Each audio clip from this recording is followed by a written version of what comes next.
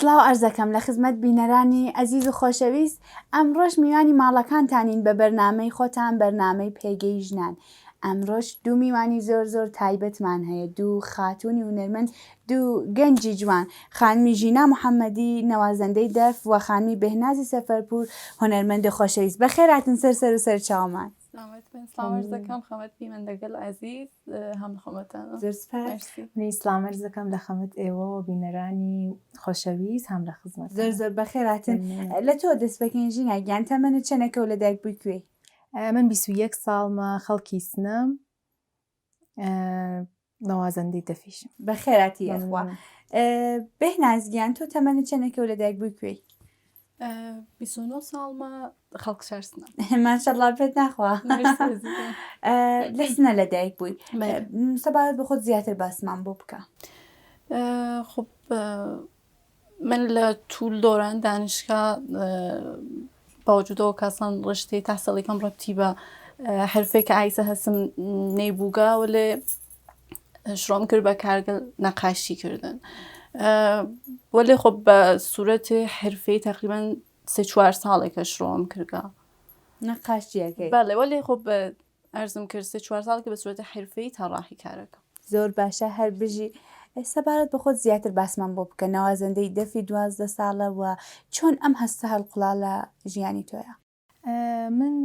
لە 12 ساڵگیەوە لە تەریقی خانەقای خزریەوە بە سوورەتی گوشیوە مەسەڵەن هەر خانەقای ڕیتمگەل خانەقای شڕۆم کرد. بەدی کە دیم ئەلاقەم هەست کە حەزەکەم حرفەییتر کاری بکەم، حەزەکەم چمەناو گروپگەل موسیقی، حەزەکەم تێک خانەندەگەلێک مەترەح کار بکەم، بە نۆتی فێر بم. ئیتر چووم حرفەییتر کارم کرد لای چەندان ئۆستاد و نۆتی فێر بووم، بە تکنیکە حرفەییەکانی فێر بووم. لە حاڵ حازریشە لای ئەحمەد زارعی و هێشتاش مەشغوڵێ ئاموزشم. وەختی دەست پێ کرد ژینا بنەماڵەکەت چۆن هاتن بەرەو پیریت؟ من بەڕاستی خانوادەم فرە بۆ نەوازەندگی حمایەتمیان کرد. یانێ ئەم هۆنەرە کە نەوازەندگی دەف بوو مەخسووسەن کە لە گۆزەشتێشەوە کە باوام و نازانە مامۆکانم و باوکم مەسەن گشتیان ئەلاقەیان بوو بە ناو خانەقاکان و نەوازەندگی دەفۆمانە واقعا پشتمیان کرد. یانێ حەزیانە کرد کە پیشڕەف بکەم، فرەتر کار بکەم. پس تۆ مەعزەرت نەبوو کە سرێک لە بنەماڵەکان حەز ناکەن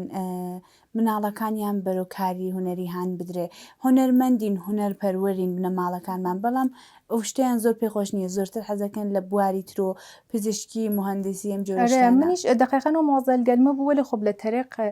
ئەوەی کە حەزیشم ئەکرد بە تەئاتر چوونم و لەوان مخالف بوون ویانوت مەسەڵەن دەرس خاسترێکە شغڵ نییە، هۆنەر ناوێت بە شغڵ و دەرامەدی نییە. مەسەڵەن بۆ نەوازەندگیەکەم فرە کەمتر بە مۆزەڵ بەرم خواردووە، لێ بۆ تەئاتر و بازیگەری فرە مشکڵم بوو. چی بۆ شانۆ؟ ئەرێ چەند ساڵ لەمەوبەر؟ من تقریباً 4 ساڵ لەمەوبەر چوون بۆ دەورەیەکی بازیگەری ئەسڵەن بدونێت کە خانەوادەیشم بزانن. بەدی چووم ئیتر وتیان کە کەس گەلێکە گەرەکیانە بێنەوە حتمما بێژم. منیشێک خۆشکێکمە چووم، وتی منیش هەر پشەکەم بوو، وتم کە نە من نایم تۆ خۆشکم، وتی بێژە تێم من پشتت ئەگرم. ئەو خۆشکمیشە ئەو فەقەت حامیم بوو لە زەمینەیە شانۆ. ئیتر منیش چوومە بۆ ماڵ بە سەختی بە کە فرە مخالف بوون، وتیان کە ناوێ بچیت و وەلێ خۆشکم، وتی کە من ئەچم تێکیا، چۆنکە نازانم بۆچە لە شار خۆمانە یا لە تۆ شارەکانە ئەسڵ ناوشان و بەخرا دەرچووگە، یانە سەد خانەوادەکان فکرەکەنەوە کە فەزایەکی فرەخرا و ئالوودە ئەسڵەن کەنیشک ناوێ بڕێت. وەلێ نازانیتە من کل تایم ئاموزشیەکەم تە خۆشکمە چووم و لە ئاخریشۆ لە ئەو دۆرێ بازیگەریە لە بنگشتیانە من لە ئێتۆت پایانیەکەمە ئەوەڵەفەر بووم. یانێ چۆن بێژم پێتان لە بنگشتیانە وتی خۆ ڕۆتبێ وەڵ ئەم ڕۆتبێ دومەسە ئاوا بوو دەرەخشان. ئەرێ بەدیتر زانیان کە باوە منست ئەدادم هەس و ئەتوانم، ئیتر کەمێ خاستر بووگن، وەلێ خۆ هەر بازم بۆ نەوازەندگیەکەم فرەتر موافقن تا شانۆ. ئەگەر بێژی گەورەترین پاڵپشتی ژیانەکەیت کێمان پێژی؟ خب دایک و باوک حتمما ئەوەڵ نەفەرگەلن وەلێ من بۆ شانۆخ ئەو خۆشکمە دڵنیای خۆشکم بەد بۆ نەوا زەندگیەکەیشم کل لە خانەوادەم یانە من خانەوادەم ئەوەڵین حامی زندگی من. درستە. بەهنازگیان تۆ چۆنم هەستە هەڵقوڵا لە قەلبتە؟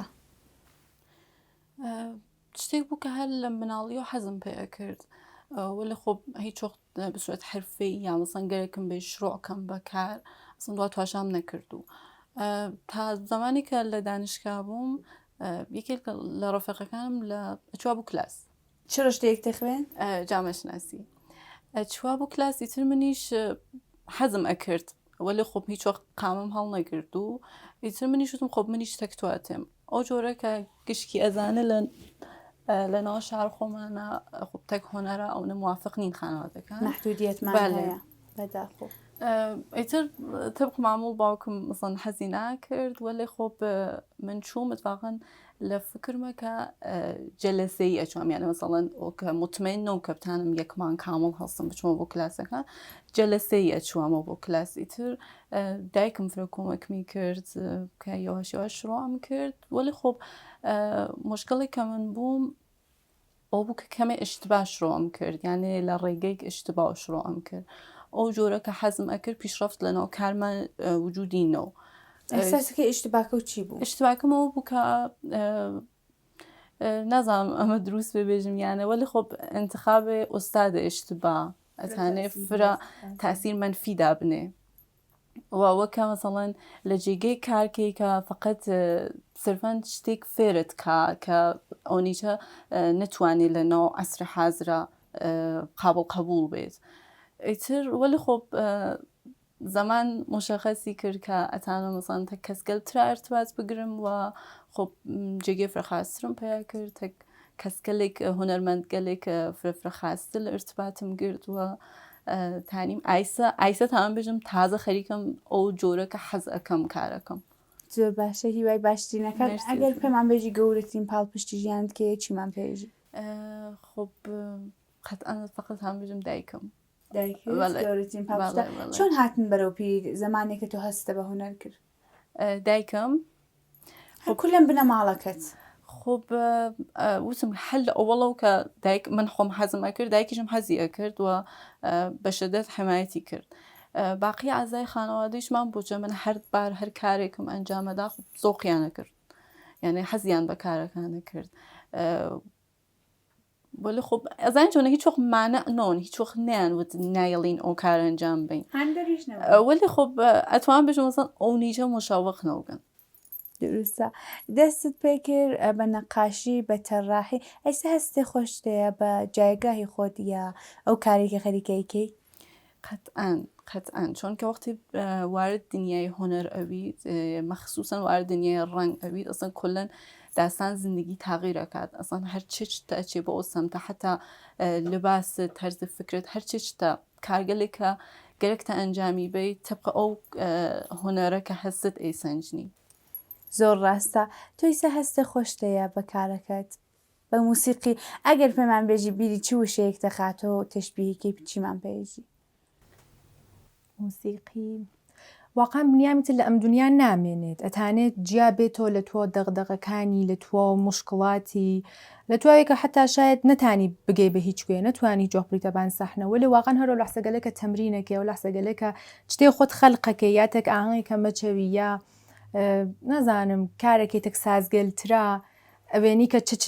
جالب و خۆشێک لە ئاخرۆ دەرتێکە گوێچکەی ئایواقع نێژی چ خاز چ خۆش واقعا ئارامشەگری واقعا هەرەوەی کافیە بە نەزەر من هەرۆ جیابوونە لە دنیای ئەمڕۆژی کەوانە سەختەوە بووگەستەوە. هەستەکەی چەنە پیشرەفت بووە لە بواری موسیقیەوە؟ یعنی لە ئایندا؟ نا لە ڕابردوو تا ئێستت. تا ئێستا زان چۆنە من خۆم کەمکاری زۆرم بووگە یعنی چۆن کە چەند شاخە بووگمەسۆ شاید نازانم من خۆم بەوە مۆتەقیدم کە بنیام ناوێت تەک بۆ ئەدی بێت یعنی فقط یەک چت بگرێت و فقط هەر ئەوە چۆن کە فکرەکەمەوە لە باقی شتەکان تر جێ ئەمێنێت وەلێ شاید کەمی کەمکاریم بووگە من لە ئەوەی کە 12 ساڵگی تایەتە شڕۆم کردگە خب انتظارم لە خۆم ئەوە بوو کە فرە پیشرەفتێ فرەترم بووێت ولی خب هەروەی کە ئۆستاد خاصم ناشناسی لە شار خۆمانە هەروەی کە نازانم کەم کاری خۆم بووگە و مەساڵەن چوون بەشۆن کارگەرتراوە لێ ڕازیم 70% ڕازیم لە 70% زۆر زۆرژینە ئەوەی کە ئینسان لە هۆنەری خۆی ئەو ڕازی بێ واقعان ینی کاری کردەوە تەلاشم کردگە ئەو ئەنازەکەتانیکمە. ژینا نەخشی ئەترافیان و بنەماڵت چۆنە بینی تۆ بنەماڵەیەکی هاندێرت بووە وەلی وەختی بە دوورە ڕوانی ڕفێقەکان تۆ هاوسن ساڵەکان تۆ وانین یعنی بنەماڵەیەکی حامیان نییە بۆ هوەر. ئەسان ئەگەر خانەوادە لە پشت بنیام نەوێت ئەسانەوە ئەنگیزە نامێنێت یانە وەختە بوێنی کە باوکۆ چەنێ خۆشحاڵە کە تۆ کاراکەی فرەتر حەزەکەی کە بڕی تەلاشکێ تەمرینکێ لەبان سەحنەوە بتوێنێ و واقعاً ئەنگیزە پەیاکێ بۆ کارتەوە لە وەختە حەز نەکەن و مخالفەت بکەن شاید هەر بچیتە بەرەوە لێ ئەو ئارامشە کە ئەشێ بێتۆ نییە سۆیتر مەسا هەر ئێستەرستەز ئەی خوایسە من نازانم بڕم نەچم ئەو کار بکەم تەمرین بکەم گیرم پێیان مەخسوسەن سازدەف تەمرینکردنی واقعاً مۆزەڵە چۆن سڵای فرز یانە ئیتر مەسەڵەن من تایم سبحم فقط هەست بۆ تەمرینکردن مەسەڵەن نیمەڕۆ ئەوێ خۆ ئەخەفن هاساکان مشکڵە سڵای فرز شۆگەل بازم مشکڵە مثلا ئەسر هەست و سەرسب مەسەڵا و تایمگەلەس کە من ئەسرگەل ئەکسەر هەم لە کلاس سەرسبگەلم ئەمێنێت وەلە خۆ بە مۆزەلەکانی ئەوەی کە پشت لە پشتۆ بن فرەخاستەتانی بڕیتە بەرۆ. بێناز بە ئێمە بێژە نەخشی بنەماڵەکان چۆنە بینی؟ خۆ لە ناو جامعەی خۆمانە ئیسە فرەیک لە خانەوادەکان مناڵەکانیان کە هەنە سن خوارە حەزەکەن ئەیان نێرن بۆ ڕشتەگەل هۆنەری ئیسە هەر ڕشتێک مەخسوسەن موسیقی و نەقاشی ئەمە فرەخاسە مەخسوسەن ئەگەر ڕێگەی دروستیان بۆ انتخابکەن نە سرفەنەوە کە گەرەکیان ببیان نێرن بۆ کلاسگەلێک من ئەحساسەکەم لە ئایندە ئەتوانین مناڵگەل خاسێکمان بێت لە حوزەی هۆنەرە متاسفانە ئایسە کەسگەلێک کە هەن وە خەریکن کارەکەن یا دروست کار ناکەن یا ئەوانە کە دروست کارەکەن متاسفانە نین لە شارسنا ئەمە خۆی مۆزەڵ گەورەیەکە ئیسە خۆ لە حوزەی موسیقی چۆن من خۆ کارم کردگا مەخسوسەن کارگەل ڕسانەی منجام داگە لە حوزەی موسیقیە لە حوزەی موسیقی چاکەوێ مەسەن توانین بێژین ئایسە لە حاڵ حازرا خەریکن خاس پێشەچن وە کەسگەل خاسێک خەریکن واردەم ئەرسە ئەوەن ئەمە جێگەی خۆشحاڵی هەست فقط ئەگەر خانەوادەکان بەرنەگرن کە ئیسە نەسڵێ جوان ئەوە گیرنان بەم چتگەلە یعنی بەر مناڵەکانیان ناگرن. بە ئەوانوانی هونەرمەندێک جامعە بۆ تو زیاتر هاندەرە یامانەیەکە بۆت؟ بەستگی بەوە هەست کە خۆت چۆن تواشای جامعەکەکەی ئەگەر خۆت مانە دروستکەی بۆ خۆت خۆب قەتئەن بەرتەگرێت جامعە کوچکە خاتە بەرپات وەلی ئەگەر خۆت ئەحساسکەی کە ئەتوانی و ئەو ئەتماد بە نەفسە بی بە خۆت مەخسوسەن بۆ خانمگەل ئەو وەختەی تر ئەتوانێت جامعەیش ئەسەن پلەیەک تەرەقی بێ بۆ تۆ یان ئەتوانێت کۆمەکت کە هەر لە نەبوونەکانە بازم تۆ تاین پیشڕەفتکەی. زۆر ڕاستە ژینا تۆ چۆن بیرەکەیتەوە جامعە بە عنوانی نەوازەندەیەک دەف مانە بۆت یا هاندەرە؟ جامعە کۆلەن کەمێک نسبەت بە ژن بۆ پیاک یانە خاسترە چێتە بەرەوە یانەیە کۆڕگەلێکە هاستن و ساڵ ئێمن فرەخاسترەتان بڕنە بەرەوە چۆن مەحدودیت تایمیان نییە مەحدودیت ئەسەن جێگۆ ڕێگەیان نییە وەلێ مەسە خانەوادەگەلێکن وەک خانەوادەی من مەسەڵەن مەحدودیەتیان دانیا گوت یانە ئەتانی بڕی یانە ئەتانی بڕی بە شۆن کارەکان تا ئەتانی بڕی کارکێ ئەجرا بچی وەلێ خۆب لە ئەم مەحدودیەتە کە ئێمە تەعینیەکەم بوت خۆب ئەواتانەی لە فرجێگە لە بربنیان بگرێ مەسەڵەن ئەجرایەک بێت کە تۆ نەتانی بڕی بۆ شارێکتر بەدۆ ئەجرا لە دەست بێت یا ئەوەی کە مندانە مشکڵ هەست کە گەرەکمە لە مۆر مەسەن ئۆستادگەلێک کە هەست لە شارسنە بێژم کارکامێکیان چکێ پیشڕەفتەکەن گیانێ کاریانێکێتە سەدحی کرد لە ناو کۆنسێرتە کارکەن یا تەکخانە دەگەل مەترحە کارکەن هەڵس نەچن بۆ تاران یا هەڵس نەچن بۆ شارگەر گەورە کارەکەن چونکە لە ئێنە خۆب دەرامەت فرەخاسترا هۆنەرجوو فرەتراوە لێ واقعاً ئێمەگەلی کە هاین لە شارسنا چە بکەین یانێ خۆ ناتوانین گشتمان هەڵسیم بڕین بۆ تاران لێنە کار بکەین واقعان ئەوە فرە بێتامە بۆ دانێ وەک منێک کە مەسەڵەن تێک ئۆستادێک حرفەیە کار بکەم بە یەکدەفێ هەڵسێ پچێ ئەنگیزەی ئەو هونەرجووە کامڵ لە بینەچێت یانەی درێژە خۆ من چ بکەم من دوای مودەتەوە ئەم یەک نەفەرمە پیا کرد خۆ بیست ئەویش چوو خۆ ئەزان کلاسکل ئەنلاینیش کە تەشکیلەوە ئیسا گشتیشی خەریکە ئەرێ ولی ئەسا ئەو جواویە نەداگەسەوکە لە حزوریەکە هەز لەو ئێرتباتە بین ئۆستاد و هونەرجووە هەست من نازانم من فرەتێک ئەم قەزیە مشکڵم هەست کە ئەنلاین بێت کلاس و بعد ئۆستاد نەبێت و ئۆستادەکان هەڵەسن ئەچن و ژینە بۆ مەیوسبی لە ژیانت ئەرێ ژیانی مەسەن کاریت فرە چۆن خۆت هانداتۆ بڕۆیتۆ بە تەرەفیە هەر فقط بە خاطرەوەی کە مەسەڵەن وتێکمە مەسەڵەن من فرە وەختە لە تەمرینکردنە وەخت ئەزام کە ناتوانم مەسەڵەن فلان چت دەربێرم یا نازانم فلان تکنیک ئەنجام بم خۆب ئەو لەحسە واقعان فرە بێتام بۆ بنیا مەسەڵێژێ بۆچە ناتانم ئەشێ پتانم بعد من خۆم ئەو حسمە فرە هەست مەسەڵەن حەز ناکەم بێژم کە ناتانم سای یەکەم نازانم لە جووجیە چێز وەلێ مەسەڵەن حەزەکەم بێژم هەمیشە ئەتانم بە وەختێک ناتانم شتێ ئەنجامە فقط بۆ فکرەکەم و کێژم فقط بە تەمرینە کە ئەتانم ئەو شتە بخەمە جێگە بە تەمرینە واقعا بە تەمرین هەرچێ شتێتانە دروست بێت زۆر ڕاستە بێنازگیان ئیشەڵا قەت مەیوس نەبن هیچ کامێکتان بێنازگیان بۆ تایسم مەیوسبی بارها وەلێ لەو حەدانەوە کە بێژم کارەکە بنمە کنارە وەلێ بۆچەنە مایوس بووگم حتا وتکمە من گەرەکمە مدەتی ئەسڵن کار نەکەم کە شاید ئەو ئەنرژیەکە گەرەکمە بەدەستی بێرمەوە وەلێ خۆب لەو حەدەنەوە کە بێژم کۆلەن ئینمە کنارەوە فکرەکەی تۆ کە گەورەترین مەعزەلی ژنانی ئێمە چییە ئایستە لە مەعاسرە لە هەر ئەرسێ هۆنەرە نا ئەرسێ هونەر نا کولەن ژن مەعزەلێکی گەورە کە ئازاریان بدات خۆت بە ئەنوانی خاتونێک چییە هەروەی کە فکرەکەنەوە توانایی ژن لە پیا کەمترە واقعان وانە چۆن فرژن گەلمان هەست کە فرە تواناییان لە پیاگەکان فرەترە وەلێ نەیان هێشکە کە شکوفا بن نەیان هێشکە کە بێنە دەرەوە بێنە ناو ئەو کارگەلە کە پیاگ ئەیکات بزانن ژنەکە چەند مەردە هەلاجە مەسا ئەوەی کە ژن بە کەمترە بێنن لە پیاگە و واقعان بە نەزەر من ئشت باز لە هەرچێ ئەرسێ وەرزشی هۆنەری فکرەکەمەوە کە ئەو مەعزەلیانە ئەو بێباوەڵیە ئەرێ ئەسڵن ئێتمادیان نییە بە ژن ژن ئاغەڕانندگی ژن خراوە نازانم ژن هەواسی پەرتە ژن ئەحساسیە ناتانە دروست تەسمیم بگرێ بەسەڵ وان نییە گەورەترین مەعزەلی ژنان چێبینی عدم اعتماد بنفس و عزت نفس تۆی شەرەوای بینی دقیقاً و ئەوە کە خۆیان ناخەنەوە اجتماع کەمە اجتماع گۆریزە هەڵەگرێتەوە بۆ خۆیان یعنی بۆ بەڵێ بەڵێ ئەرێ آخر وەختێ نەیان هێشکە بڕن لە خانەوادەکان تۆ شاکە هەر خانەوادەیەک ئەمە شتێکە ناو خانەوادەی گشتکمانە هەست ئەوە زەن علاقەیان نییە کە تۆ واردی جەمعێک بی کە ئەو جەمعە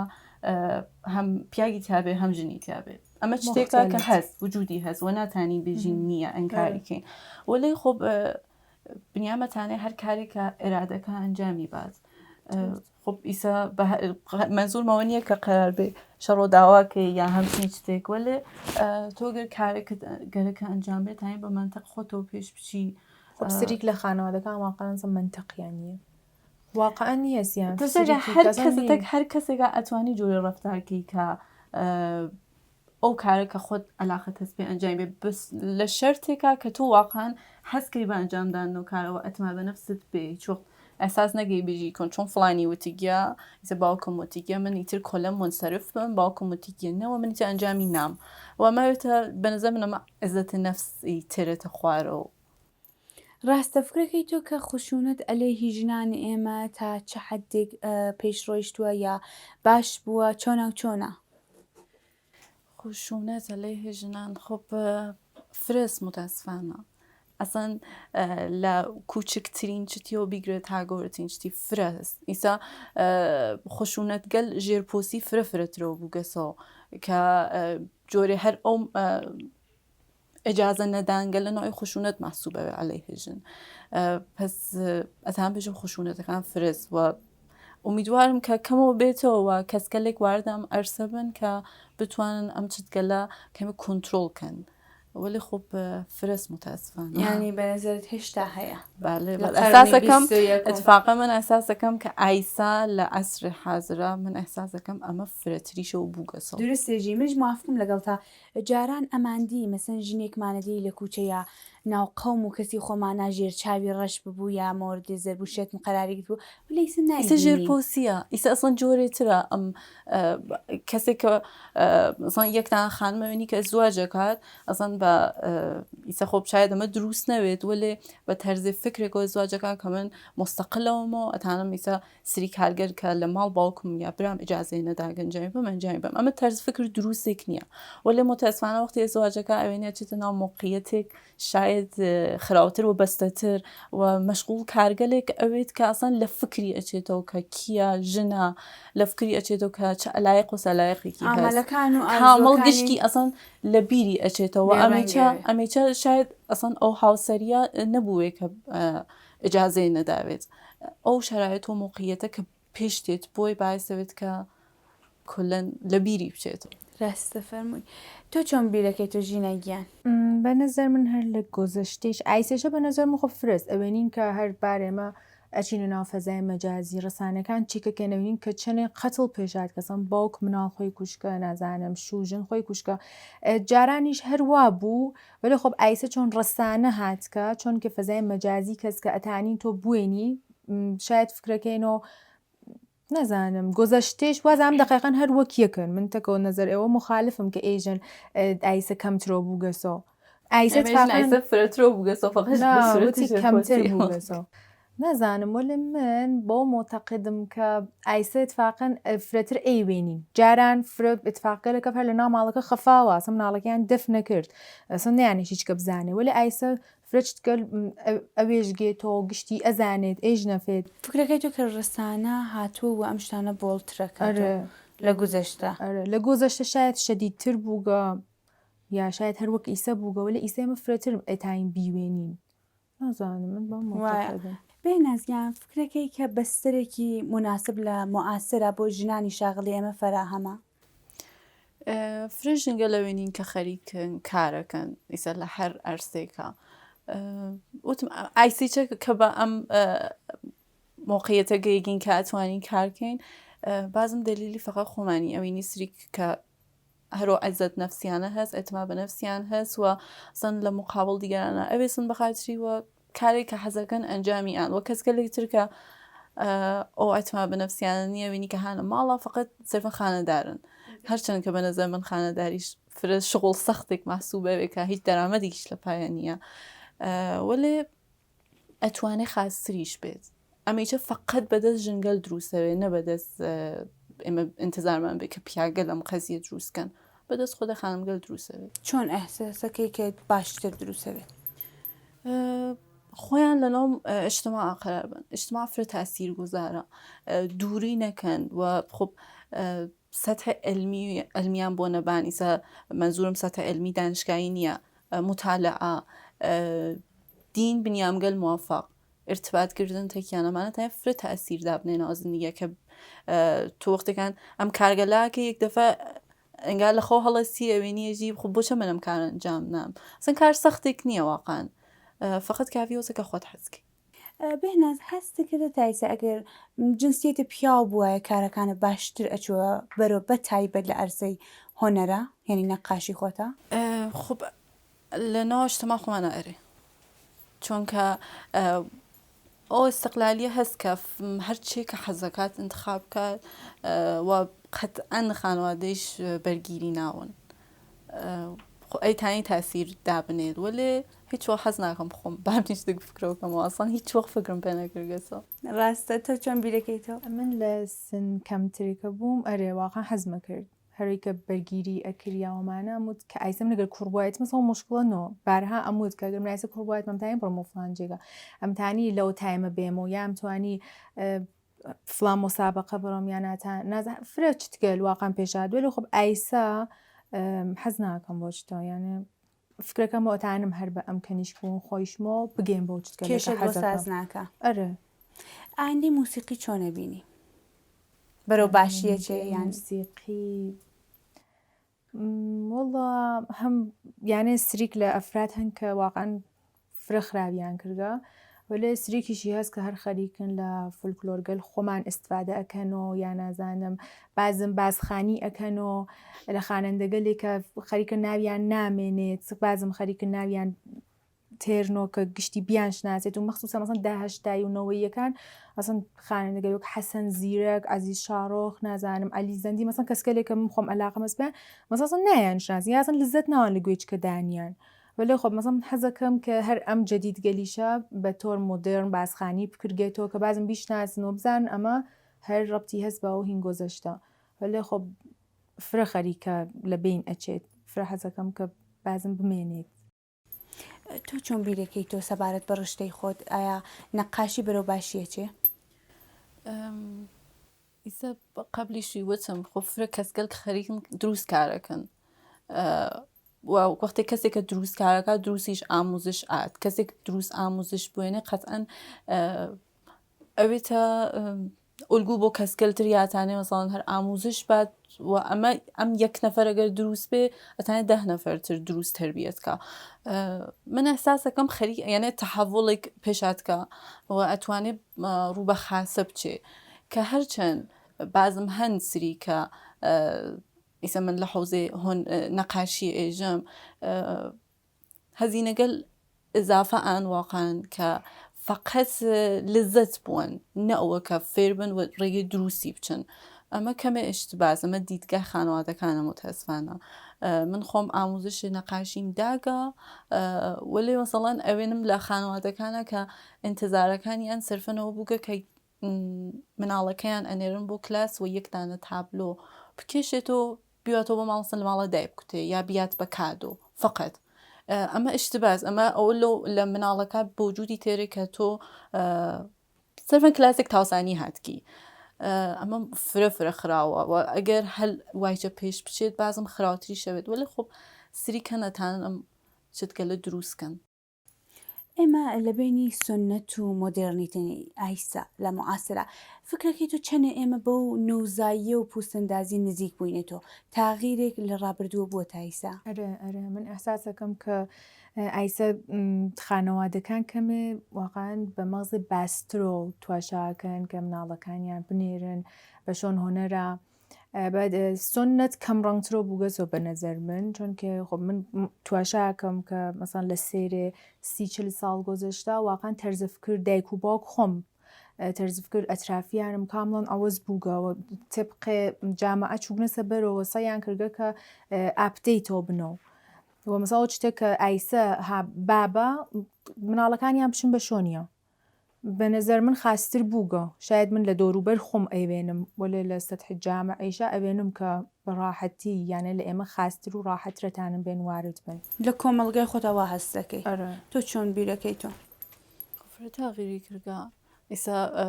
بنیامەکان ڕاح ئەسەن هەر لە مەساڵێک بچک بم قبلە نێمەکە گەرەکمان بوو بچین بۆ دانشگا یا حتازن قبلتریشی وەختێکان ڕشتەی تەحسیڵیمان لە دەبیرستان انتخابە کرد مامڵە خانەوادەکان حەزیانە کرد کە ڕیاضی بخوێنیە تەجروبی بەخاترەوە کە بچی بەرەو سەمتی ڕشتەگەلێک پۆر دەرامەت لە ئایندا ولی خۆ ئیسە تاغیری کردگا ئیسە مناڵەکان ئەڕۆن بە سەمتێک کە حەزەکەن و هیچ وەختێک بەدزی خانەوادەیانە هەڵناستم بچن بۆ کلاسگەل هۆنەری ئیسە یا هەر حیتەیەکتر ولی خۆ قبلەن ئەمە مەفرەمانە دی کە یەک نەفەر وەزانیزی چەکەنی شەکۆڕ من لە هەتکیا دیگمە سان ڕشتێک ڕاضیان خۆنگا بەد بدونەوە کە خانوادەیان سڵایان بێ چووگەن بۆ ڕشتەکە مەسەڵەن چووگەن تاچیشیان کار کردگا ئەمە فرە بوو ولی خۆ ئیسە کەمێ خاستر بووگەن کەمێ خانوادەکان ئەنگار قبوڵیان کردگا کە ئەمانیشە هەست ئەمانیشە جۆزێ ڕشتەست ئەسەن جۆزێ منبع دەرامەت مەحسوبەوێ و توانە ئەگەر موفق بن پاڵپشتیان کەن قەتعەن ئەتانە مەسەڵەن لە ئایندا ئەو شتەکە گەرەکیانە لە یەکدانە پزیشک قەتعەن دەرامەدە شتێ فرەتر لەوە نییە ئەتوانە لە یەکدانە هۆنەرمەندیش هەمچین شتێک بە وجود بێت یعنی هەردووکتان معتەقدن کە بەو نەوزاییە ئێمە نزیک بووینەتەوە فرەکەم من ئەساسەکەم خەریکی فرە یەواش یەواشە چێتە بەرەو وەلێ خۆ ئومیدوارم کە لە ئایندە ئومیدوار کۆرەندەیە سەختترین تەجروبەی ژیانە چی بووە؟ ئەتوانێت کاری بێژینە؟ ولی خب هەروەی کە تەلاش و تەمرینکردن ئەو سەختی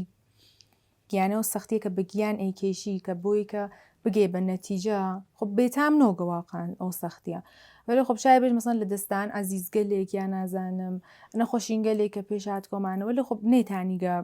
فرە لە بارمەوە تەسیردا بنێ ولی خب ئەو سەختی خۆشگەلە کە فکرێکی تۆ بە نەتیجەکەی و سەخت کارێکی لە بانیۆ ئەوانمە بووگە بۆ تەمرینکردن بۆ وەرزشکردن بۆ ئەو چتگەلێک علاقەم بووگە پێیان سەختترین تەجروبەی تۆ چی بووە؟ سەختترین تەجروبەگەل خب سەخت گشتمان بووگمانە کاری بعض وقت ئەو ئەحساسە ناومیدیە کە غەڵەبە کاپێت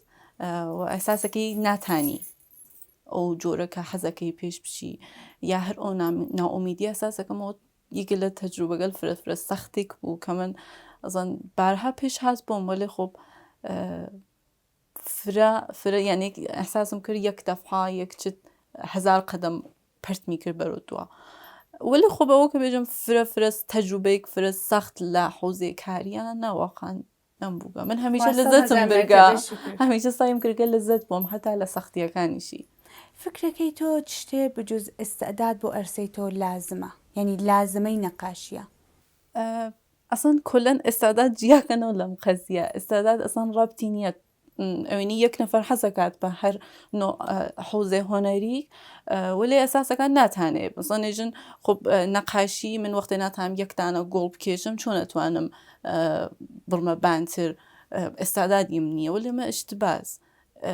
فقط کافی ئەگەر تۆ دیدە بەسەریت خاست بێت حەز بکەیت بۆ کارە خب ئەتوانی امتحانی بکەی ئەسڵ ڕبتیشی بە ئێستاداد نییە کافیە زمانی بۆ دابێت ڕەوەندە پیشرفت ئێستاداد ئەسانیانێتە یعنی کە بزن زاتن هیچ وەخت لە وجودمانە پێش ناتکە کە یەک نەفەر نەقاش بۆ وجود بێ یەک نەفەر یانە تووە و ئەفرادە جامات هەم بازیگەر بن تواناییەکە ئەزین چۆنە توانایەکەشی لە خۆتا بۆ وجودی بێری ئامۆزش دروست خب نا ئێستاداد وجودی هەست ئیدۆلۆژی خۆتمان پێبێژە ئێستادادەشە وجودی بێت کە تۆ ئەچتەناوچە حتا ئەگەر فرێش تواناییت بێت فرێش تەلاش بکەبنی ناگەی بە نەتیجە ئەگە 5 ساڵ 10 ساڵ هەیە بان و کاربن ناگەی بەرەنجەوەنی کە تۆ ئێستادادیت نییە بە نەزەر من ئەوەی کە فقط تەلاشت بێ کافی نییە بۆ چەنە بە نەزەر من 70% تەلاشە ولی ئەو 30% ئێستادادەتانە فرەڕەوەن پیشرفتیش سرعت باپێ تشواوی دەکەیت من کۆلەن مەقولە ئێستاداد مشکڵم هەست یعنی فکرەکەی تۆ تەلاش زیاتر حاکم یەک نەفەر حەزەکات بە نەقاشی بعد شروعەکات دێژی خۆ با منیش خۆم امتحان کەم شروعەکات بەد ئەوێنە کە ناگەی ناتوانێت ئەسڵەن ئەساسی کرد ئەو لزەتەکە لە دوورە و تواشایەکە لە نزیکۆ نیەسی یعنی ئەو حەسە خۆشیە پێنات تەرجیحات تەکباتە دووە و فقط یەکدانە تەحلیلگەرە نەقاشی بێ ئەمە دلیل بە بێئێستادادی و یەک نەفەرە نییە دلیلی ئەوەکە لە کارێک ترا شاید بتانێ موفقتر بێ ڕاستە مەوزۆی تایبەت بۆ نەقاشیەکانە هەڵەبژێری یان هەرو شتێکە هەرانچێکە هەستکەی خب ئەزان چۆنە من وەختێکان ڕنگ کارم ئەکرد متاسفانە وتم لە ئەوڵی چۆکە ڕێگەی ئشتبا فرە بنیان پەرتەکات بەرەو دووە بیشتر سایمانە کردوەسان لە ڕوو شتێک کارکەین کەمە بە نظر من فرەش کۆپی کارکەین بەڵێ ولی خب بعدن کە ڕووم هاور بە تەڕاحی ئەسڵ ناخۆداگا وختێکان ئوسوڵی بزانی کۆمپۆزیسیۆن بزانی هەرچی شتە بشناسی دروست بە دیدە خاص و تواشایەکی ئەوەختە توانی خۆت خەڵقکەی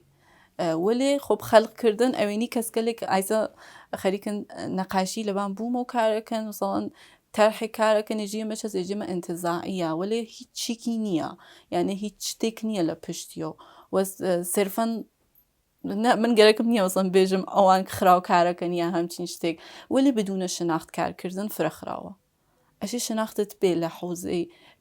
ئەو کارەکە ئەنجامیایی و بەخاطر ئەوسە من تەڕاحی منتخاب کردگە کە ئەتوانێ ئانالیزە دروست بێت بۆ نەقاشی تۆ فکرەکەی تۆ کە نەوزایی لە تۆ کە دەفنەوازێکی چەند تەئەسیری هەیە جسارت هەیە لە دەفنەوازیە یا لە پێشینیانە ئێسفاداکەی فلبداها کارە کردا ئەرێ ئێسایم کردگە بتوانم مەسەن تەک تووە سازگەلێک کە ئایسا ئەسڵەن ئێرانی نین بتوانم مثلا مەچ بم خب سەخترە چۆن ساز سۆنەتی تەک ساز مۆدرنەکەمێ شاید هەست خۆشایەندیش نەوێت گوێچکە دانیشی وەلی مەسەڵ وتمە بزانم ئەتوانم ئەو کار ئەنجام بم یا تێک فلان ئاهەنگەکە ڕیتمی ئەوە ئەوە زەوێت یا نازانم تەک فلان خواننده یا فلان گروها کارکردن مەسەڵەن جۆرێ حەزەکەم یانێ ئەچم کارێکەم و کارکم بزانم ئەتوانم خۆم فرێتر خۆم ئەسەنجنم. دێژینەگەم بۆچی تۆزێک ڕۆحمان نوازش ناکەی بۆ موسیقی خۆشە تۆزێک دەفمان بۆ لێ بە زۆر سپاس چاو خۆش بێ.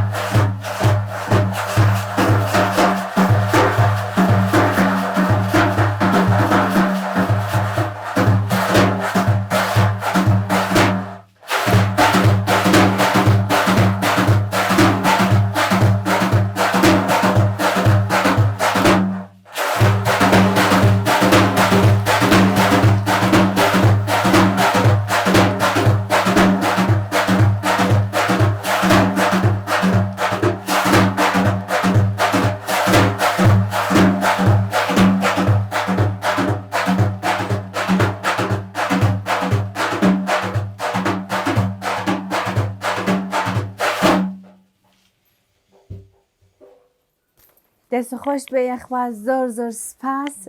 سپاس بەڕاستی ڕۆحمانت نەوازش کرد و چێژمان برد. هەستەکەی کە گەورەترین مۆعزەل لە ناو موسیقیا بۆ هونەرجوەکان چییە؟ خۆ بۆ ژن ئەگەر بێم جوابەمەوە ئەوەسە کە دانێ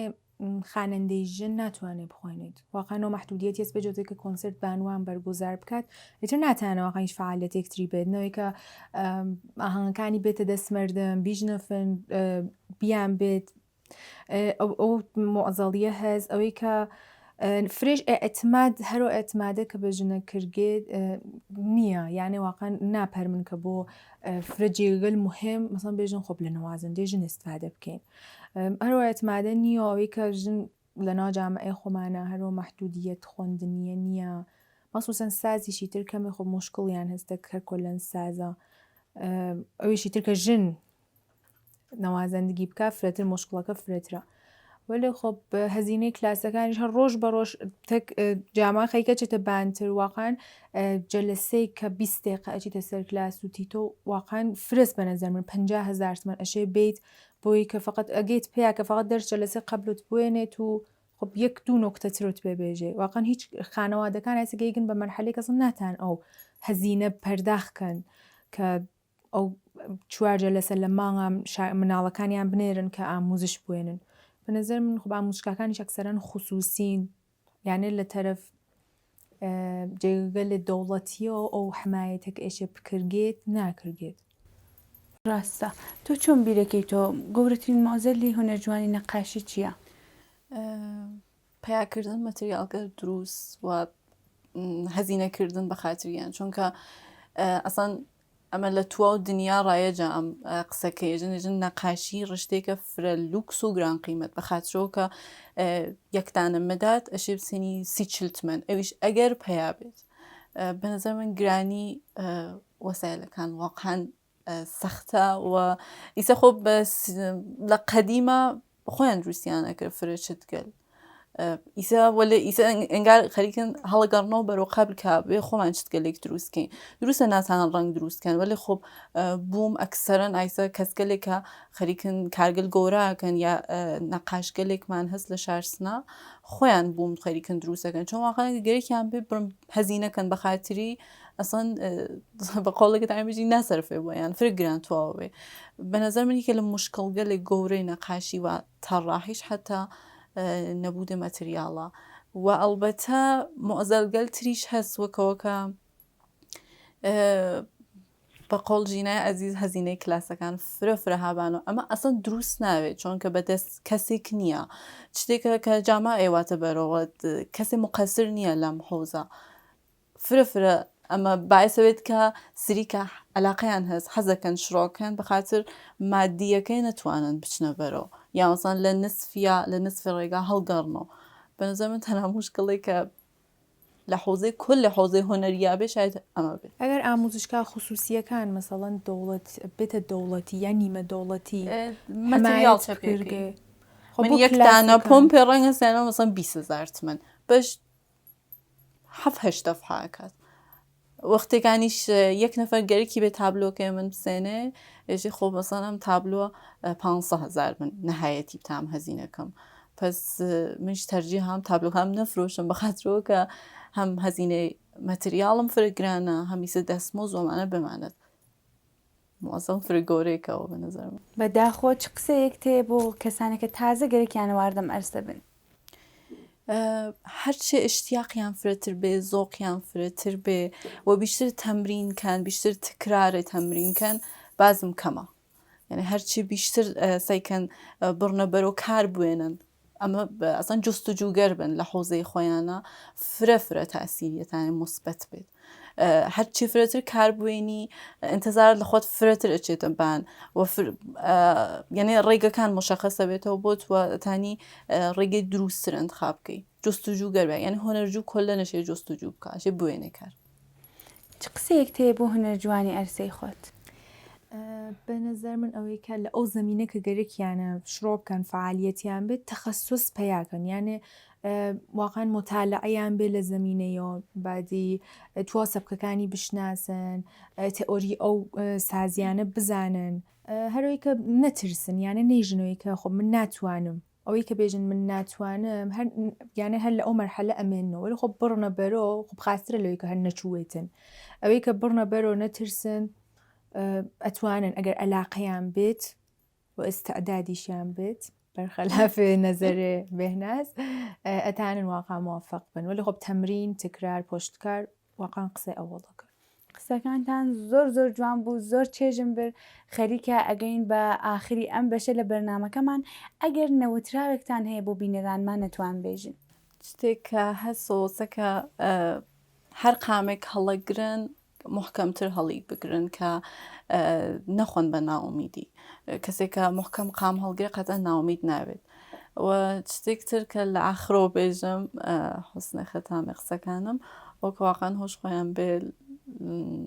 بە خاترم نەخۆشینەوە امیدوارم هیچ کامێکیان یعنی هیچ کەسێک ئیتر گەریبانی نەگرێت چون واقعاً سەختە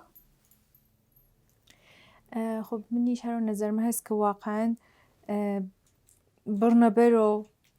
ئەو شتێک علاقەیان هەست نێژن کە ئێمە ژنی ناتوانین ئێمە کەنیشکین خانەوادەکان ڕازیکەن بۆ شتێکە علاقەیان هەست تەلاش بکەن. زۆر سپاس کە داوەتی ئێمەتان قبول کرد و ئەمڕۆ میوانی بەرنامەکەمان بوو. مەمنون لێوە. لەشتان ساخت بە هیوای دڵخۆشی و لەش ساخی و بەردەوامی لە هونەرەکاندانە بۆ خوازم. بینەرانی ئەزیز و خۆشەویست گەیشتین بە ئاخری ئەم بەشە لە بەرنامەکەیشمان. ئەمڕۆژ دوو میوانی خۆشەویستمان بوو و قسەکانیانمان بیست. بێنەبا زیاتر هۆشمان بەیەکۆ بێ ڕێگە بۆ یەک هەموارکەین بەر نەخەینە بەرپای یەکتر. تا بەرنمەیەکی تر بەخوای گەورە و مەزنتان سپێرم بەجێمان مەهێڵندینە بۆ ماڵەکانتان. زۆر سپاس دەستان خۆش بێت.